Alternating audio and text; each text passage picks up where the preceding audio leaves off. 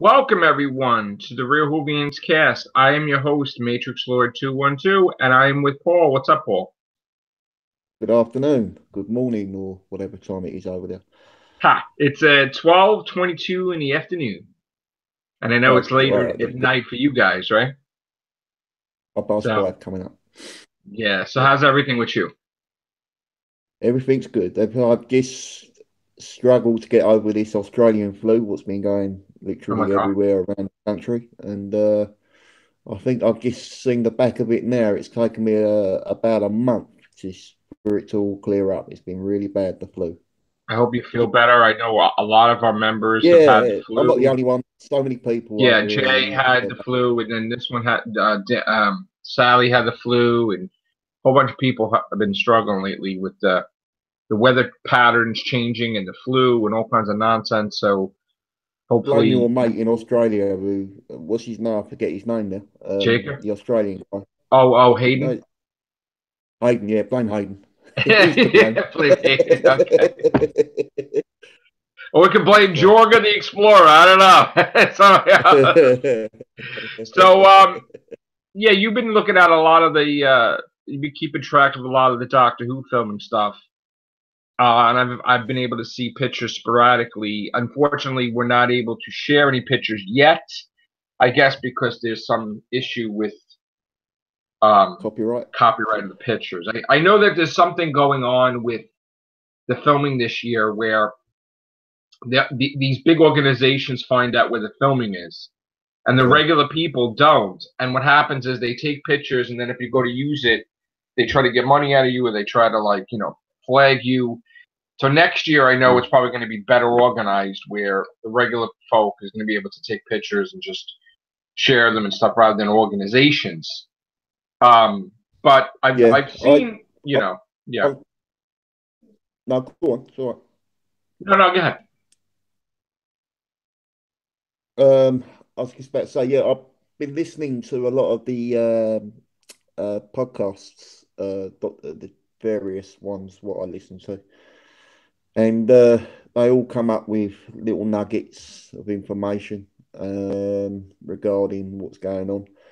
I don't know, there's a rumor going around as well that they're going to be filming in Ireland as well. Now, how true this is, I don't know. It seems like I think today they're doing the mountains, obviously, right? yeah, they're in obviously still in South Africa. I think this is Yes. Block Two film, but I don't think it's for. I think it's for episodes further. I think it's episodes maybe six, seven. But Now, is there two episodes being filmed in South Africa or just one? far as I know, yeah, it's two Two, episodes being right? filmed in That would South. make sense if you're able to go to an exotic Yeah, location like that. You wouldn't just waste it on one location. mm, I mean, one episode. So that's pretty cool. yeah. But what I'm hearing is it's going to be one like a one story arc, a bit like the old classic Who, where you just had like one story kind of,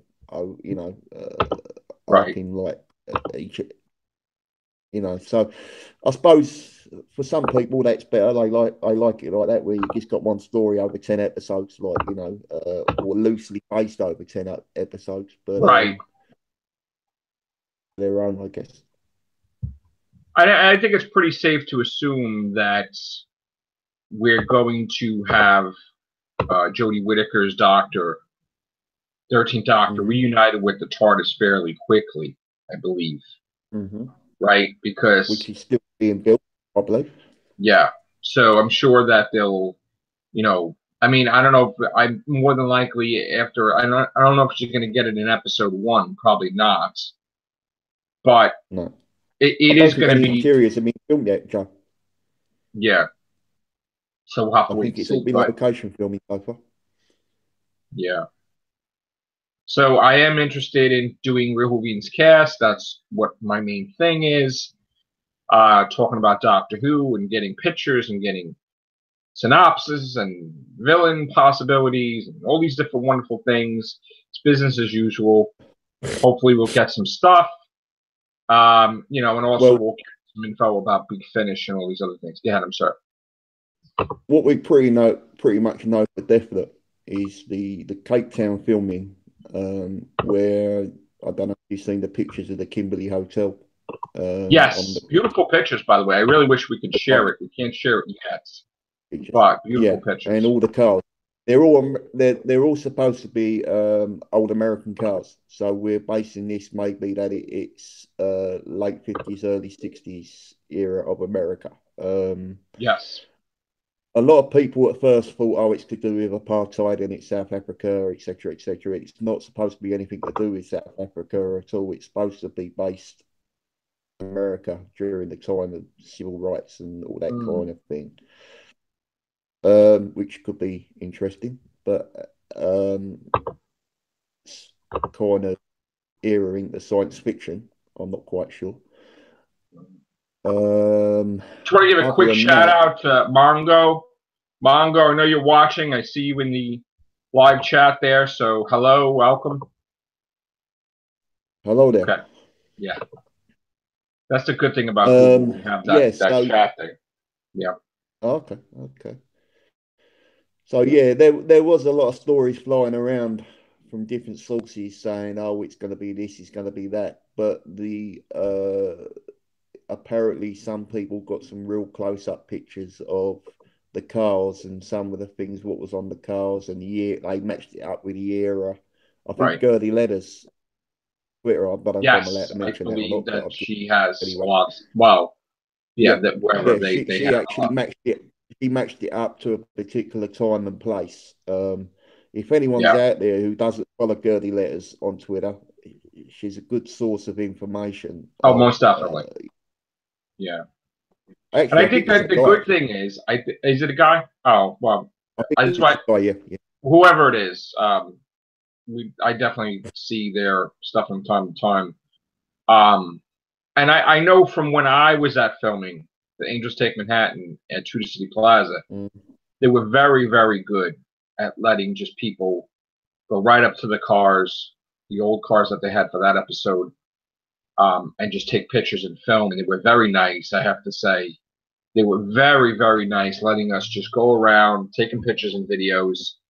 And they were very, it was a wonderful experience. So, usually people will say, no, get away from there or something, but they were really awesome. And Moffat was there too that day. So when I was there. So, yeah. Speaking of Moffat, did you watch the second part of the Doctor Who fan show? I wasn't able to see it yet because, again, I've been so busy lately, but it's on my agenda to look at all the parts that he's done. Yeah. Very interesting what he had to say about Matt. It's basically about the Matt Smith era because the first episode was basically him during RTD era, and about the episodes what he wrote during RTD, and the second episode touches on the Matt Smith era and the aggravation he had with the 50th episode, and he talking about how much pressure he was under and all the rest of it. Sure, yeah. And but you know what though, I don't know if here's the thing, and again, maybe it's just me, but I don't really, when he says he's under a lot of pressure, I really don't think, I think it's like self-inflicted, because the thing is that he's under a lot of pressure because he wants to do it the way he wants to do it. And he doesn't want to have classic doctors, and he doesn't want to have this, and he doesn't want to have that. And then he wants Christopher Eccleston to be the one to push the button instead of, the 8th Doctor, Paul McGann. And then when the 9th Doctor finds out about it, he's not happy about it. And then they get John Hurt. And he was pissed that he couldn't get Chris Eccleston. He said he But the thing is, here's the thing, right? The thing is that you're rewriting, you're retconning stuff because you have a pet peeve, you have something wrong in your brain that you cannot accept that Paul McGann is the one that did the Time War because your country did not choose that doctor. So you can never let it go. It's at the back of your mind. You're like, when I'm showrunner, I'm going to fix it. You didn't have to fix it. So the problem is, Paul McGann was shocking. Yeah, but he went against Russell T. Davies because Russell T. Davies basically said that Christopher Eccleston's doctor just regenerated recently. He didn't even get to see his face in Rose. So now you're going to retcon saying that he's been a doctor for so long.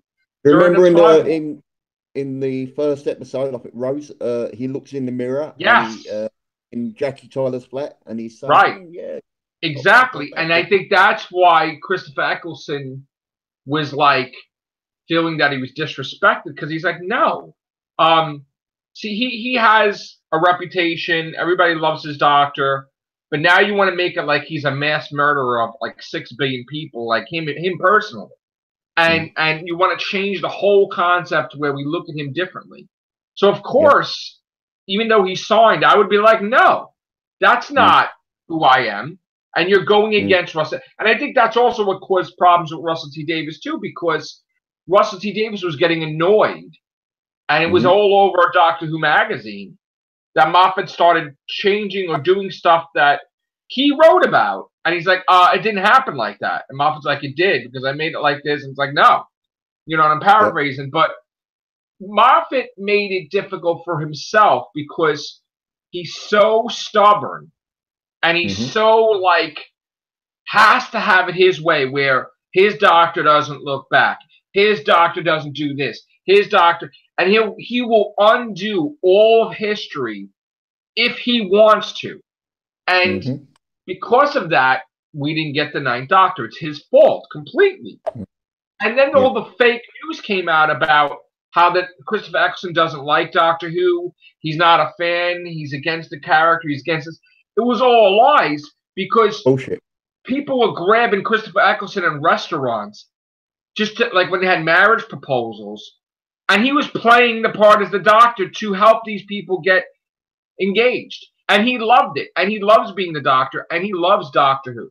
Okay? So all these things, like Moffat trying to create an image of, you know, without making it from himself, putting stuff out there with different media outlets, fake stories, to like push himself like he's the victim here. Oh, I want Chris Eccleston. He didn't want to be on it. It's nonsense. And he got the stress from himself because he just wouldn't budge. Okay? You could have got Peter Davison. You could have got Sylvester McCoy. You could have had the TARDIS be a simulation room where he's talking to his past selves. Like that. You know, from his brain. Like he hooks up his brain to the TARDIS, and the manifestation of that stuff is still in his head, but it's being projected as a projection. They could have easily had them. And, they aged or something or whatever. And he didn't do it. He didn't do it. I mean, Peter Davison, anytime could have been the doctor, because he was with David Tennant. David Tennant is married to his daughter. Even Sylvester McCoy said it. Everybody said it. The worst crime in that episode was not to include Ian Chesterton and Barbara. Yes. That was the Susan. Worst crime. And you know, Carolyn Ford. Sorry, Susan. I meant Susan. Carolyn Ford. And yes. Yeah. But they should have had them. That was terrible. You know, William Russell, he's no spring chicken now. He's in his 90s, I believe. So for him to ever appear in Doctor Who again is very, very slim. And they had that chance. And I'm sure he would have. He was in Adventure. Well, he did appear in Adventure in Space and Time. Mark Gatiss gave him the respect to cameo. Yeah. And I think he even gave. I think Caroline Ford was in there too. I think, right? That might have been. I think Mark Gatiss let them cameo or something like that. So yeah.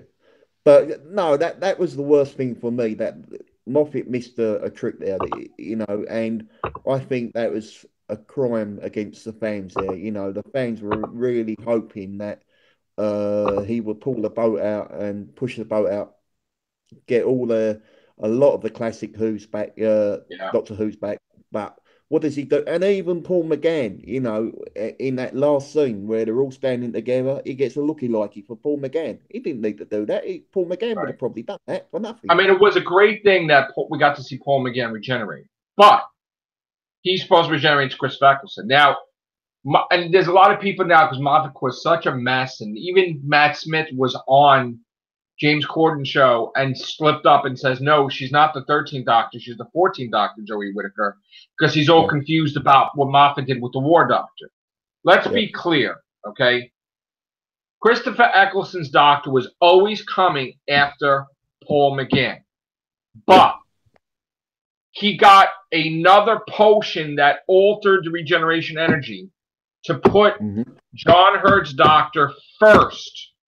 Great. Now, when the deal was done, when everything was done, he wasn't hurt, he wasn't anything. The natural thing is that he regenerated into Chris Meckles. Now, what they should have did was, they should have did that the potion was a thing for a temporary other doctor, and that it wasn't, that the regeneration energy, he was like basically 8.5. Like, in other words, he wasn't a whole regeneration. And that when everything was done and what he set out to do was done, then he would regenerate. But instead, they confused everybody. They also confused everybody because even Russell T. Davies, I believe, always thought that the regeneration from Stolen Earth was not a complete regeneration energy, because the face never changed. And that's what I always thought it was, is that if he doesn't change his face to be completely different, that it's not a regeneration. Now, like just like he gave out regeneration energy to Davros and all that, unless a doctor completely changes, it's not a regeneration. But Moffat made it differently where it was. So now you would think that would be it, but then somehow Matt Smith had regeneration energy, which he probably shouldn't have had, that he gave to River to heal her hands. Without, and in Nightmare in Silver, basically, when Mr. Clever is questioning him, he's like, look at my brain, see if I'm lying. I can regenerate right now. So Mr. Clever looked, he's like, oh, he's got a regeneration left.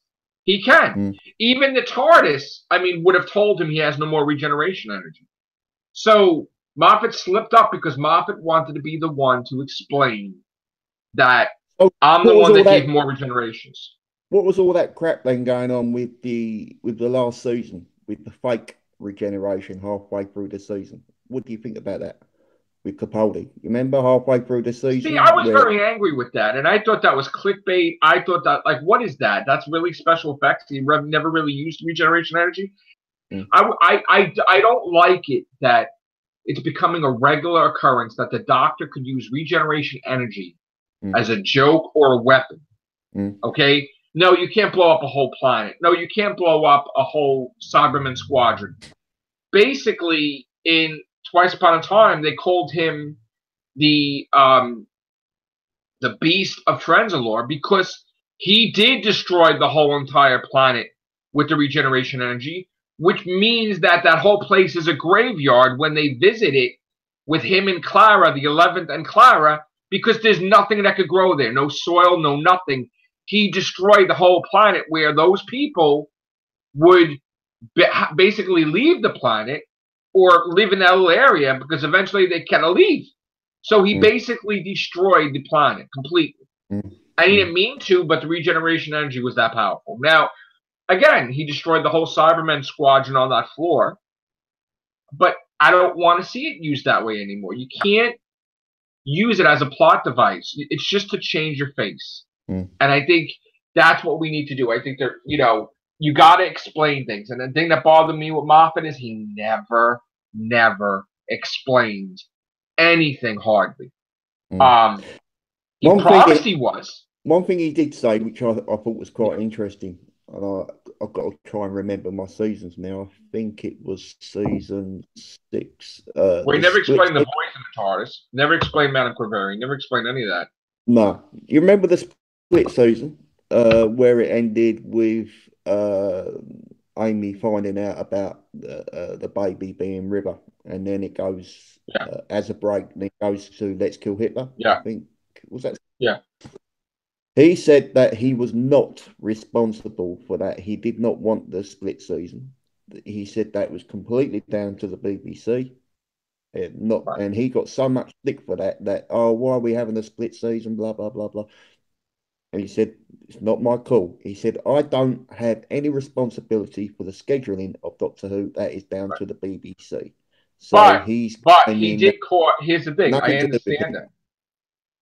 I understand he's not responsible for the schedule, but he's responsible for writing. And if you have River as a girl regenerate in New York in 1969, right? Yeah. As a girl, that girl is supposed to age normally, right? So Yeah. how the hell from 1969 to the time that the Pawns are teenagers is Yeah, because that she river? regenerated as Mel. But she was a Was it Mel? child Mel. She was a Yeah, young Mel. that's right. So how could that kid be a kid for 30 years or more? Yeah, Meaning that yeah. she would have to regenerate again into a kid. So, but you don't explain that. And first of all, she doesn't Yeah. travel through time. She doesn't have a vortex manipulator. So you're gonna tell me she's traveling through time or whatever, or she just gonna like travel the world as a kid? Doesn't make any sense. So he doesn't explain that. Yeah. And that's what bothers me. There's a lot of unexplained left, like the Madame Cavarian, etc., etc. And Yeah, I he didn't know explain gone why she heavy on hates that him so much. as What did well. the doctor do to her? Which, Mm.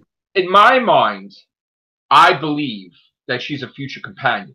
I believe that something occurs to make the companion hate the doctor so much that she wants to destroy him.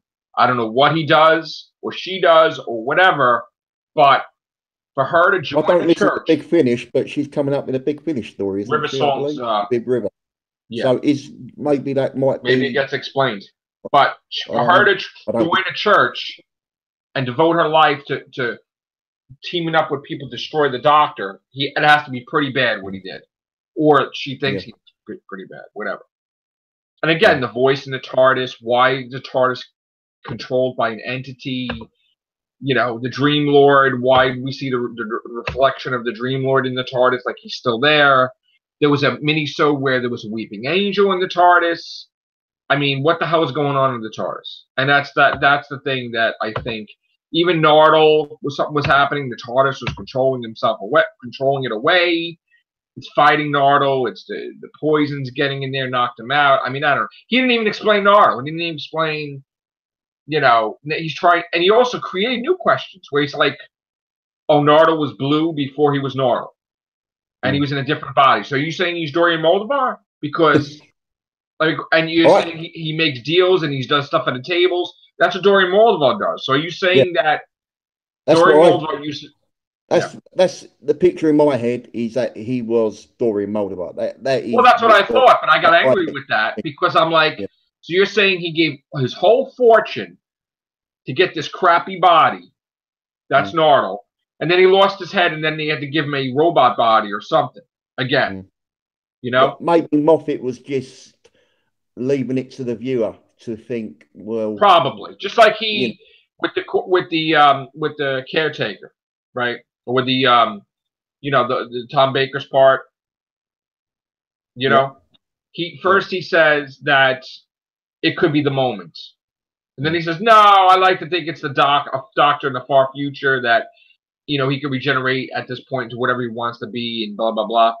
I mean, as far as I believe, most everybody believes it's a future incarnation of the Doctor that visits old faces mm, because he got so good at regenerating that he can choose what the hell he wants to be, yeah, and that's what I believe, and that also would make sense because then you could say that at some point in time the Doctor takes the form of Patrick Troughton's second Doctor again and mm, restores the memory to Jamie McCrimmon and and goes on that adventure of the two doctors, and that would be why the sixth doctor doesn't remember having a remote control and mm-hmm. different things because that's a future incarnation of a doctor, not the second doctor. Maybe it's the 22nd doctor, you Yeah, know. yeah, yeah.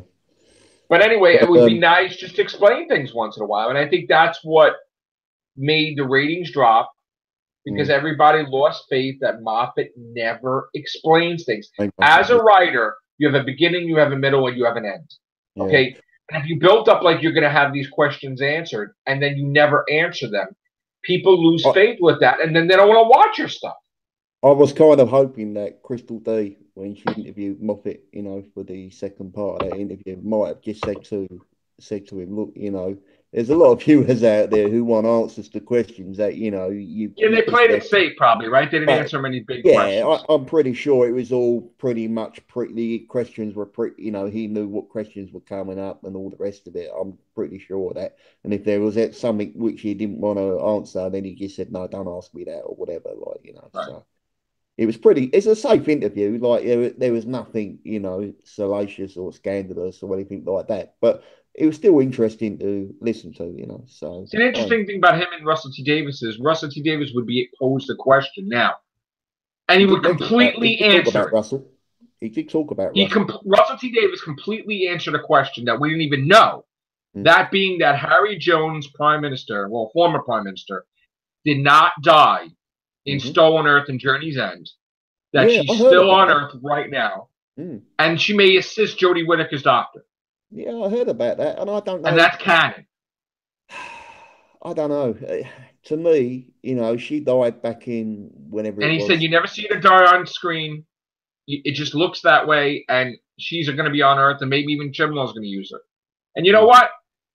Thank you for explaining that, or because you know what, nobody knew that, but he did. He threw us a bone, and he's not working with Doctor Who, but he cares about Doctor Who, and he put that Mm. piece of information out there. So I really like that, and I wish Moffat would do the same. I wish Moffat would be like, "Yeah, Madame Graverian is Perry's daughter, and blah blah blah from what or something, like it just why she hates the Doctor, like just to, or the voice in the TARDIS was Omega, Mm. and Mm. Omega was teamed with Madame Corvarian. Omega used the power of the antimatter universe to project a Ganger Amy pond outside the universe Yeah. because of that energy of the antimatter. Then we're like, oh, okay, that makes sense because anybody that can project that type of energy, it's not a regular person.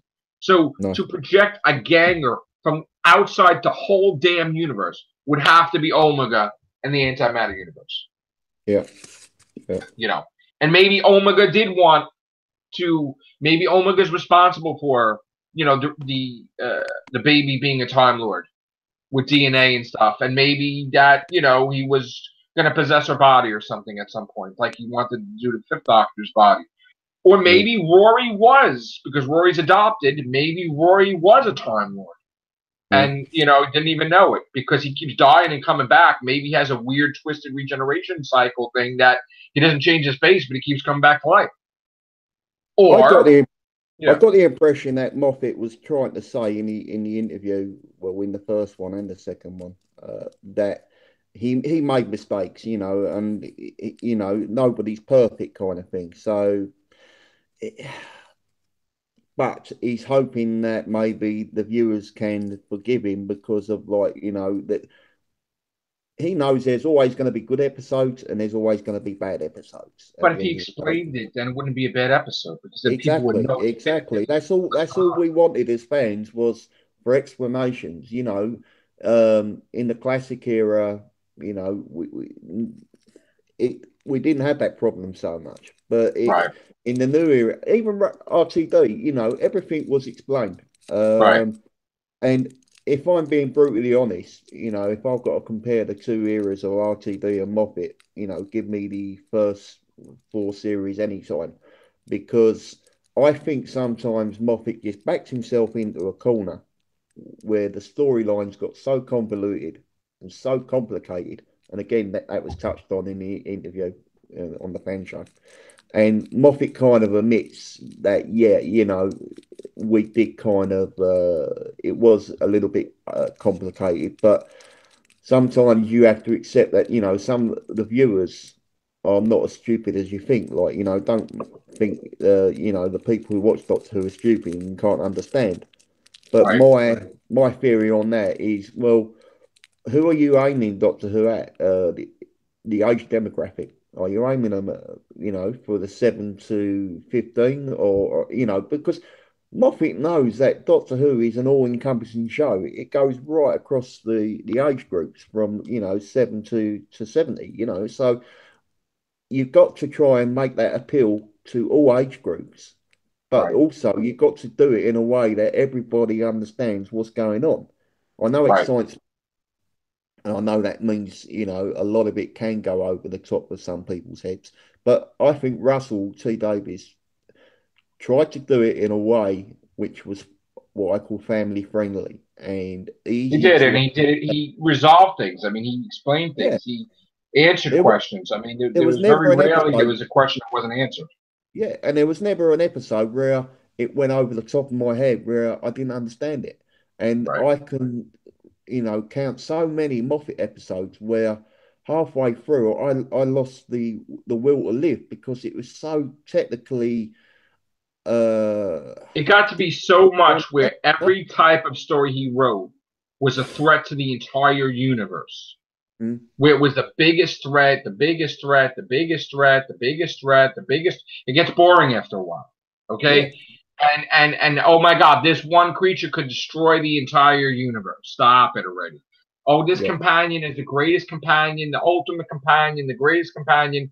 And then you get mad at the actress or whatever, and you make her the stupidest companion yeah. or whatever, which makes no sense. Or you get mad at somebody. 1 minute Danny Pink's going to be big, then Danny Pink's done. The actor's gone, whatever. It's like, and then Moffat just does this. He does these things subconsciously, and then he realizes it afterwards. He's like, oh man, what was I thinking when I did this?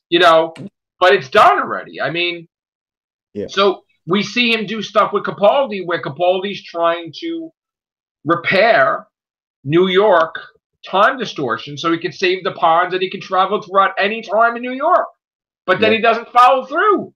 So no, obviously it's on his head that he wanted to fix the pond problem mm, because technically they shouldn't be in the past because with all the time distortions from the cracks, it would probably cause damage to the timeline for them to be in the past. mm, So mm, that's the whole thing. They need to be restored to the present.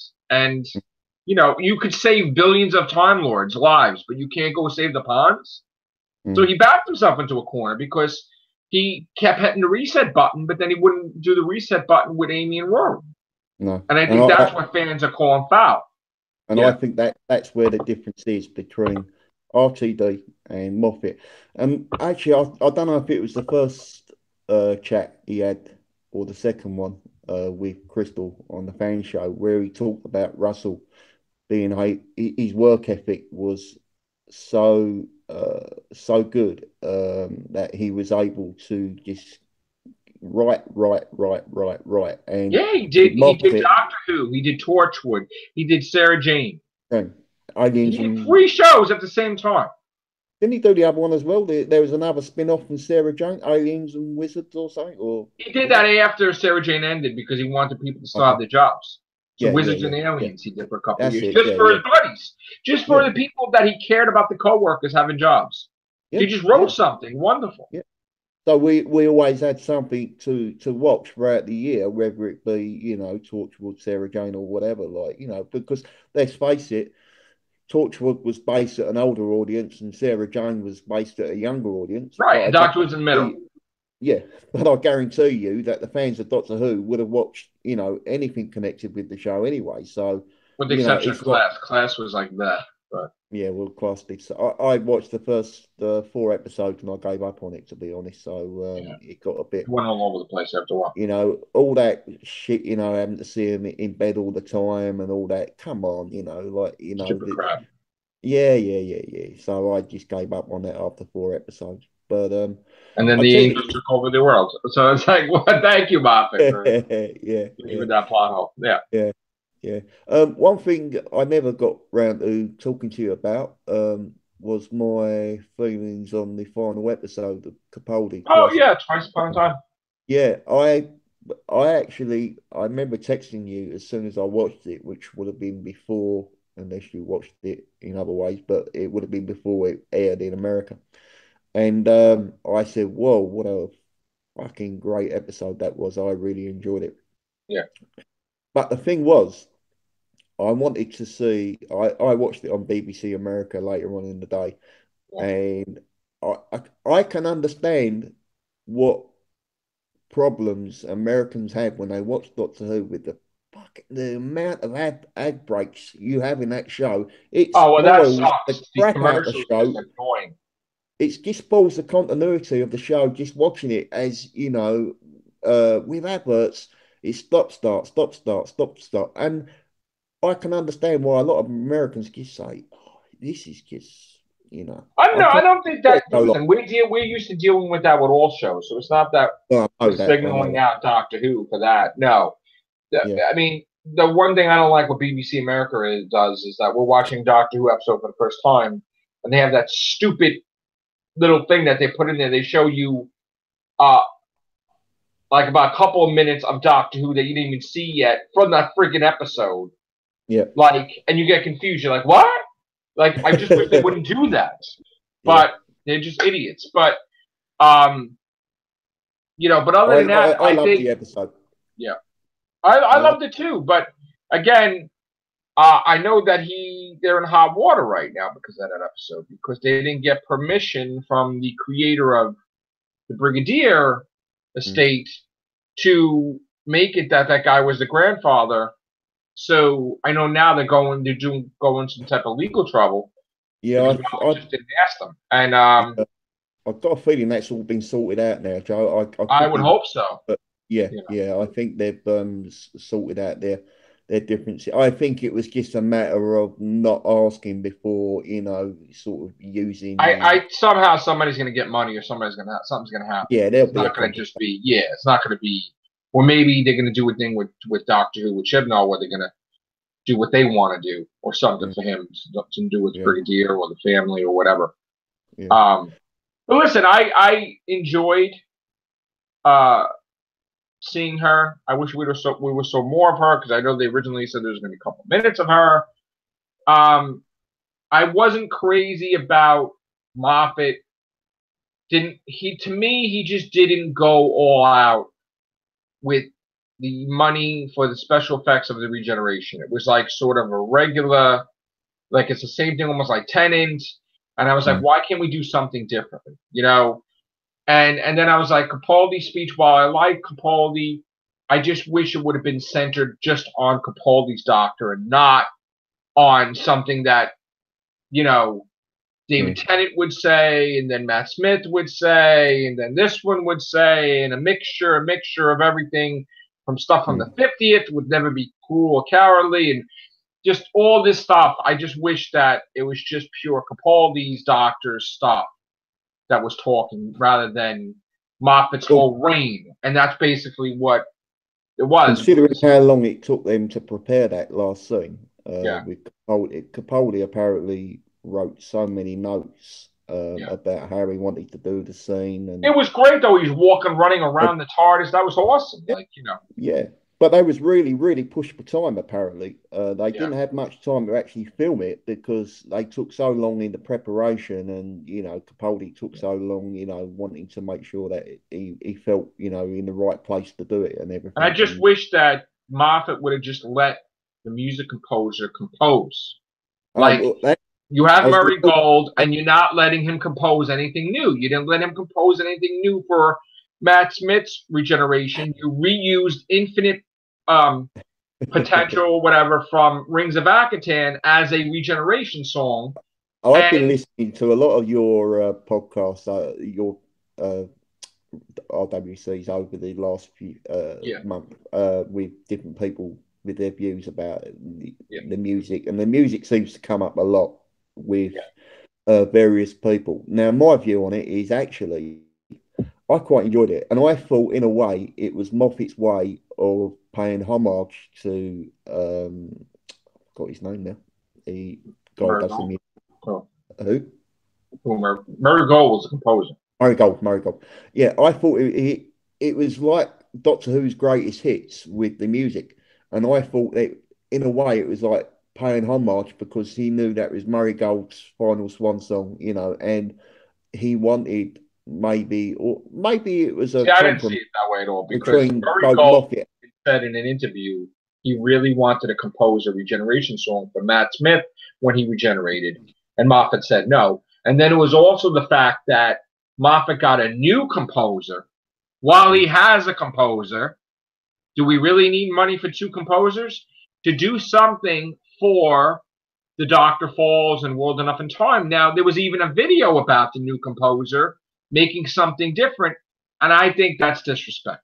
I mean, I think Moffat is not a people person. I think that with Moffat, people lose jobs, and I think that you have a composer and you're not using him, and then you're getting someone else. You're not even talking to your composer. I think it's pretty messed up. So I don't know what the problem is behind that, but we didn't need another composer. And yes, he did a great job, but there's a reason why Murray Gold is leaving. And obviously, that probably may be the situation. Or maybe he's just he wants to be able to compose. Yeah. That's his job. Don't tell him, let's give some classic stuff and mix it in. No. I think he's gone out on a high. You know, I think when I've got all the soundtracks. I've downloaded all the soundtracks, and I love listening to them. And don't get me wrong, I love Murray Gold, and I love whatever he does. But yeah, I just want one exception on one song. I've listened to the soundtrack from Rings of Akatan over and over again. I think it's my favorite. Yeah, yeah. But on the whole, I actually enjoyed just listening to different pieces of music throughout that last episode. There is an argument that all right, we could have had a fresh soundtrack and everything, but I think in my mind, I just see it as Moffat's way of saying thank you, and like, here's everything what was so great about Murray Gold's music, and I'm gonna make the most of it and put different bits in here and different bits in there and whatever. But I've got no problem. I had no problem with the soundtrack, but I know a lot of people did. But it's an opinion. I've been saying this a few times. I don't know if you heard it, but I have a feeling he's not done with Dr. Moffat. I have a feeling that he's going to be, at some point in time, I don't know what capacity, I don't know what he's going to do, but he's going to come back into the fold, whether it be a writer or a showrunner, because I have a strong, strong, strong feeling that something may be up, something may happen, and he needs a break. And that he'll be refreshed, he'll be this, maybe he'll be a different person, maybe he'll answer questions, maybe he'll revisit storylines. I don't know, but I think he's going to come back at some point in time. I don't know what capacity. I think he just got burnt out at the end, and I think Russell T Davies too may come back as a writer or something. I'd love that. I would love. I'm from what I can gather, Moffat did, want Russell to write an episode, and he did ask him. But, correct. Supposedly.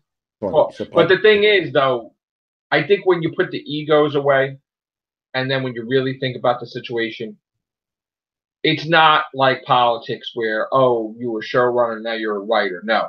If you love something so much like Doctor Who, you'll just come back and write an episode for the fun of it. And that's what it needs to be. It needs to be fun. It's not politics like, oh, I was a showrunner and now I'm going to take orders from Chibolo. No, I'm not going to do that. No. Just if you love Doctor Who, just write the episode and cut it out. And that's it. You don't have to be a showrunner again. Just write a damn episode. Same thing with Moffat. Come back in a year or two, you can write an episode for Jodie Whittaker. I mean, like, really, what's the big deal? Like, what's the deal? So I forget about the ego. I think there's more of a chance of RTD writing for Chibnall than there is for writing for, or there was. I think Moffat will come back eventually. Yeah, I'd love to see. Who knows? Maybe something may happen and Chibnall doesn't want it anymore. And if that's the case, they're gonna have somebody. So yeah. But then maybe Chibnall will stay 5 years. Who knows? Well, that's the plan. That's always been the plan. They said it was a 5-year. But is it 5 years of 5 seasons, or is it, hey, I'm going to take a year off here, I'm going to take a year off there? Because if it's going to be something like that, then forget about it. It's like I want to see 5 seasons from Chibnall. Yeah, I think that would have been in the contract when he signed up. That I'm not just here for 5 years, and I'll pick and choose when I. You know what? I kind of like wondering. And here's the thing: they never took money from anybody before, but they took money from China, millions of dollars. And I'm like, the back catalog. Did they for whatever reason? Now, did they do that because maybe that's why they have money to go to Cape Town and all these other places? But the thing is, what did they give them in return? They're supposed to be giving them Doctor Who seasons, but I mean, that's the thing. Did they get what they wanted? They gave China, and I know this is a fact, that they gave China the whole of the back catalogue of all the classic era, which China have never had before, and also. The whole of what we've got up to season 11, 12, whatever it is. I know they're going to get the future seasons too, until 2022. That was the plan with BBC Worldwide. because I think it's BBC Worldwide, not BBC. Who got, I know there's a lot of, you And know, we need to know what's going to happen if BBC folds, because then if that's the case, what's happening with Doctor Who? yeah, yeah, you know, there's so many ifs and ands at the moment. But I know. as I've said to you, you know, when I've messaged you before, Joe, I honestly think Doctor Who is in safe hands. I've got no issues at all with worrying about it being cancelled or anything like that Right. because it just makes so much money for I know. BBC. And you have to understand too, I love it so much. I Mm, mean, not just because we have like 1,235 Real Whovians cast, but I created this channel for that, really, with Doctor Who. Yes, I yeah, talk about other things, but Doctor Who is I'm so passionate about it. I love it so much that, and even though, yeah, I was mad with Jodie Whittaker. Yes, and those videos, I'm screaming and flipping. But you know what? If I giving it a chance because Doctor Who has always been in my life. So I'm talking about it. And yes, people will watch videos, and sometimes I just don't understand. Like when people watch video, do they look at the date and the year when it was when I did the videos because they don't know me. They don't know that I pop out like Real Whovians cast like mm, crazy. So if you've yeah, seen something like Real Whovians cast like 1,000 whatever, it's like a couple months later we're up to 1,200. mm, So and attitudes change. I mean, yeah, yeah, people had sent me stuff to judge her and look at her and look at her performance in a play, and I mm, loved it. And I says, okay. And you know what? As a human being, you're allowed to change yeah. your mind. You're allowed to change your opinion. You're not going against your principles. You're evolving. You're getting wiser. And you're like, oh, okay, she's a really good actress. Okay, let's give her a chance. And that's exactly what I did. And I've But said to you as well. I'll still get comments from people. Oh, you're a piece of garbage. Yeah. You're a misogynist. You're this. They don't get it. They don't get it, and they don't pay attention No, to my channel enough to know that. and I've also said to you as well, you know, and this is, I'm not casting aspersions on anybody else on your show, and I know it's opinion based, but do not underestimate Bradley Walsh as an actor. He is a very, very good actor. And if Okay. ever anybody gets a chance to watch, I don't know if it was ever broadcast in America, Law and Order UK. No, I didn't see it. No, it's stopped there actually. They had about 8 seasons and then they stopped. But it was a very, very good Wasn't show. like Peter Davison in that and Freeman Agyeman He or was, something? yeah. He Okay. played the head of I'd love the to see that too. Crown Prosecution Service. He was like the head Yeah. honcho there. But Bradley Walsh, you know, he started off basically working what we call holiday camps, and Okay. he was a famous one of the famous people that came out of working from holiday camps. And he got spotted, went on to television as basically a comedian. Really, he did used to do a lot of stand up, and then he became like a compere for game shows, that sort of thing. But Mm. then what happened was someone spotted the potential in him to do some acting, which he did, and he done a few shows, and then he got the big break for him was a soap opera over here, Coronation Street, which is Right. probably the show in the UK. And uh, because out of that, Law and Order UK, and everybody's, well, this guy can act. You know, we're used to him messing about and being the funny man and that, but this guy Mm. can act. And you know, Law and Order UK, he was playing a recovering alcoholic police officer, and you know, which is no easy feat, you know, because you've Right. got to play emotions of someone, you know, who has to get up every day, go to work as a police officer, but Right. also thinking about, you know, the booze and that did come up in certain storylines. But the point was, he managed to convey every emotion possible, and he was even nominated for TV awards over here, like the equivalent of the Emmys, but in the USA. So you know, he is not like just a complete novice actor. He is, Okay. you know, earned his acting chops, if you like, and I All right. think he's a great addition to the show. I really do. All right. Check him out. Oh, I Starts. thought that he wasn't up for it, Mm. We'll check him out. Have but open minds about it. Let's see The what other happens. guys, I don't know much about the other actors. Sharon D. Clark, I remember her from Casualty, I think it was. But the other, the younger cast members, I don't know Yeah. anything. Okay. But Well, thank you for enlightening us about Riley Walsh and different things. It's always a pleasure. It's awesome. there you go. I do want to address something too on here because I think it's really important. Can you see that? What's that? Oh, let me see. Show it again. Hang on. That's my point. Cool. It's a complete set of every McCoy episode Oh, cool. with oh, where are we? Oh, wow. Yeah. Yeah. With notes by the guy who done a lot of stuff for Doctor Who magazine. Oh, cool. But it's a German box set. But Right, it's in apparently German, yeah. it was only available. You can buy it through a German company, but Right. obviously it's with English audio. Okay. But they only done 1,000 of them. Oh, wow. And I've got number 130. They're numbered, and Very nice. if you was one of the first 100 to buy them, you got your name on the credits inside the book itself. Oh, wow. But Impressive. like I said, I missed out on that one. But that's already sold out, and I've seen them on eBay for over £250 now. Oh, God. That cost me £130. So yeah, but that's a full collection, and also there's uh, a movie based episode of one of the McCoy episodes. It's like all put into one with extras or something, which has never been. I think it might be the original video recording of one of the McCoy episodes. I can't remember which one it was now, but yeah. So I just wanted to say about the comments because over the years we'll get comments and we'll get people. Sometimes people troll us. Sometimes people get the comments are very nice, thought out, intellectual. And sometimes they're not. Sometimes they're threats.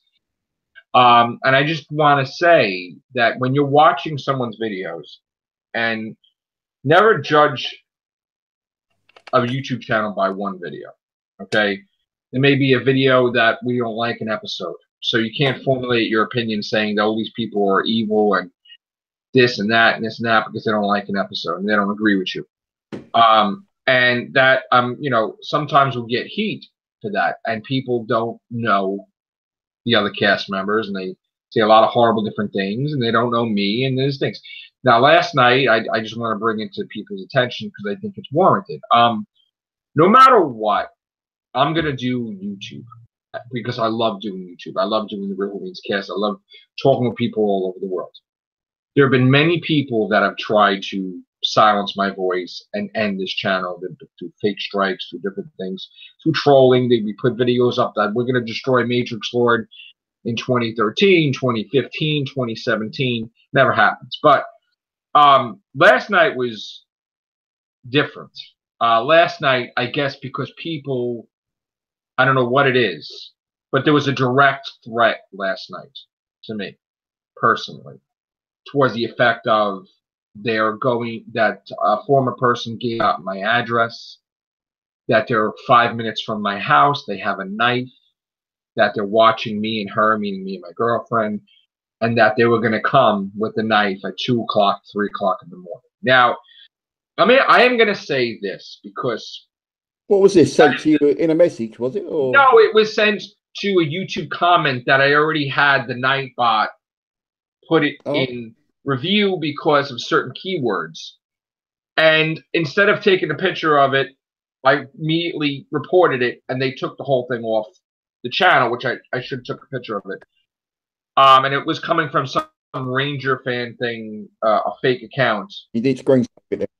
Yeah. So now what I'm trying to say is that you couldn't have made more of a bigger mistake in your life than to do something like that. Now, again, You know who it was? no, but I have an idea. because we do have haters. I am gonna say that one, it's really stupid, especially since there's a lot of police in my family. Okay, I had my godfather was a great detective, was one of the ones that caught the Son of Sam killer. Okay, I had a lot of people in my family that were police, a lot of people in my family in the military, a lot of people in my family honorable positions. Okay, that's really stupid to do that. First of all, okay. Secondly, I'm not going to waste my time and report it to the precinct or whatever because I know it's full of crap. Okay, but if I did have the time or if I had an itch, yeah, I may make a deal of it. I'll make a big deal of it.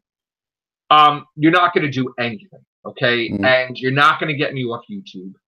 You may upset other people, like family members of mine or something, which, you know, naturally you get a threat, you get worried. But I'm going to tell you right now, nothing's going to happen. In fact, at 2 o'clock and 3 o'clock in the morning, I was looking out the window waiting, okay? So you're not going to do anything and nothing happens. But I am going to say that through bullying and through threats and through whatever you throw at me, you will never, never win and get me to be afraid of you or get me to do things like not do my videos or my YouTube channel or talk to my friends because you are intellectually deficient. You're never going to get me to do that. So you're wasting your time. In fact, if you keep doing it, it's going to be bad for you eventually. Okay?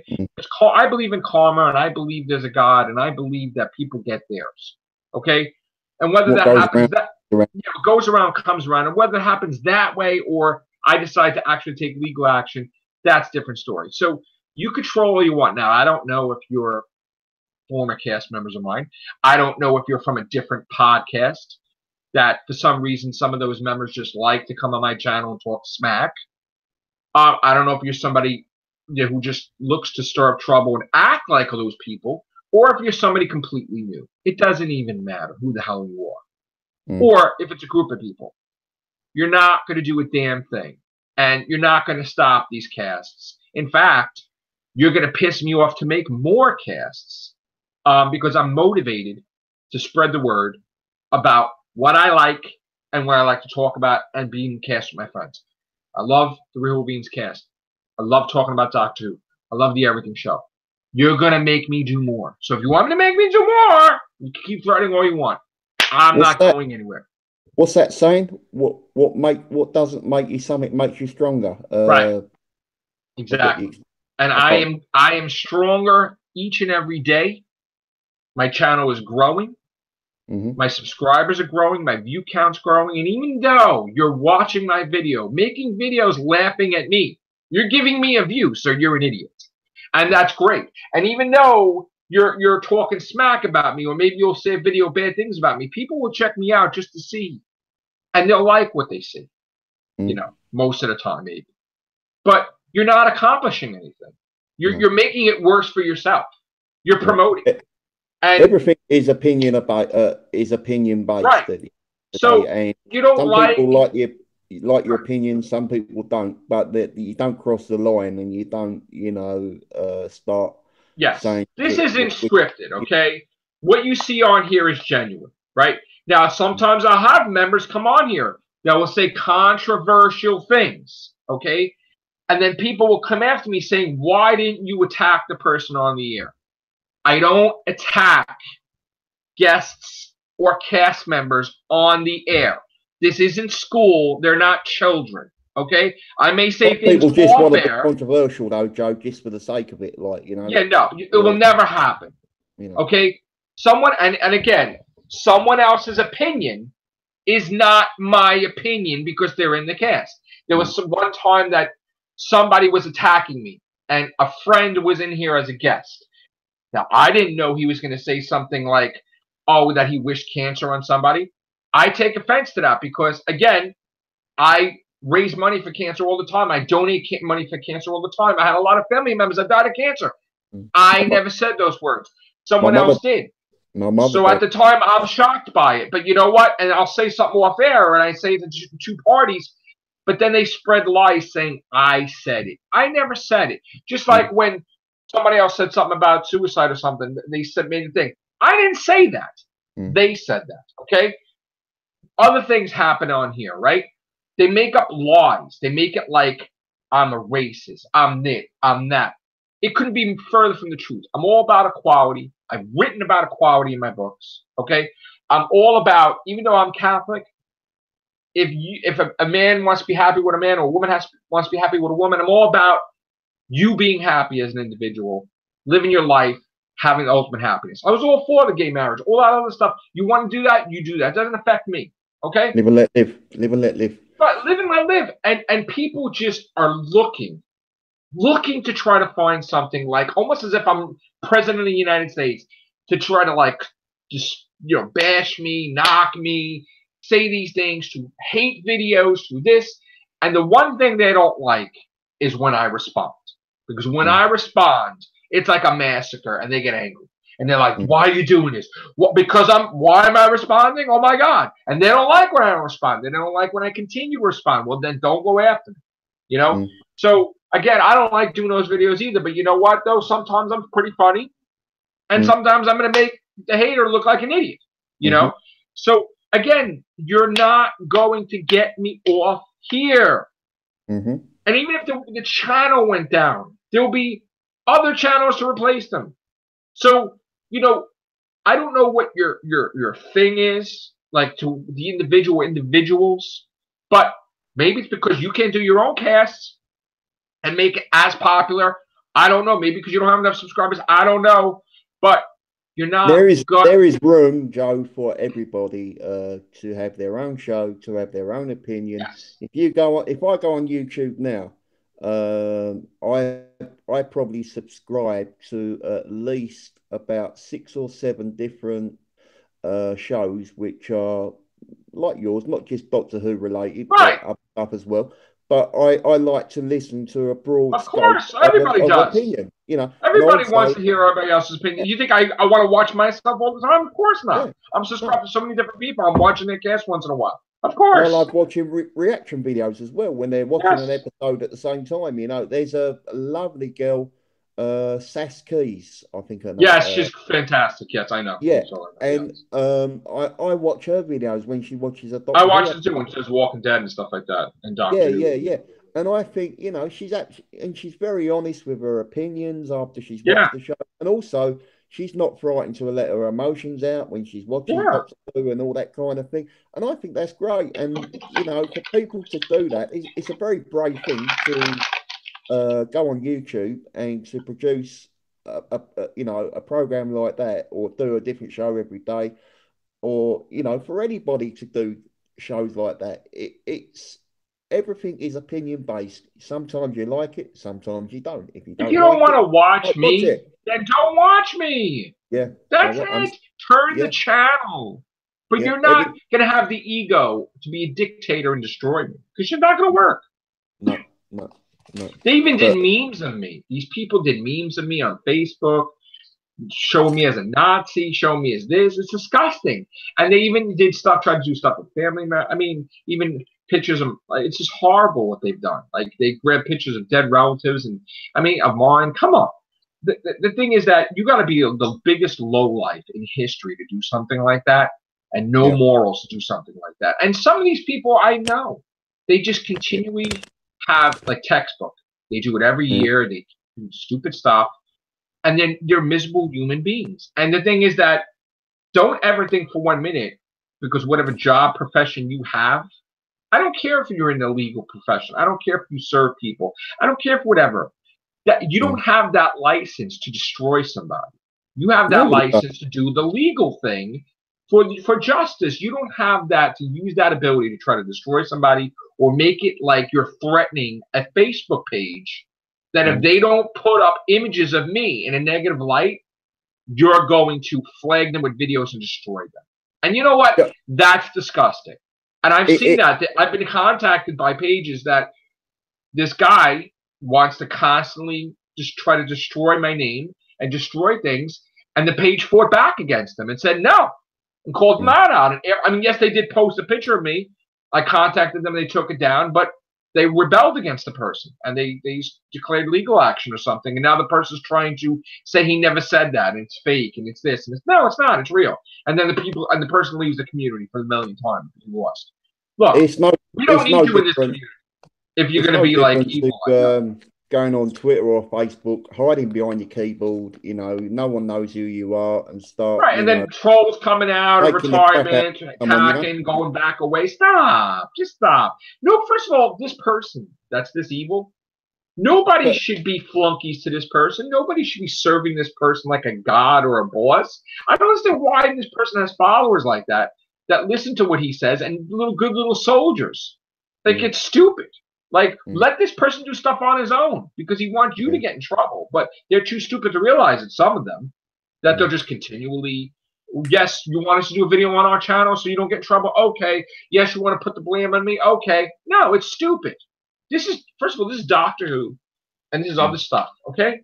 We don't have time for this in the community. We don't have time for this nonsense. We want to talk about Doctor Who. You don't need to threaten anybody. And saying that you can obtain legal records, God bless you. Who cares?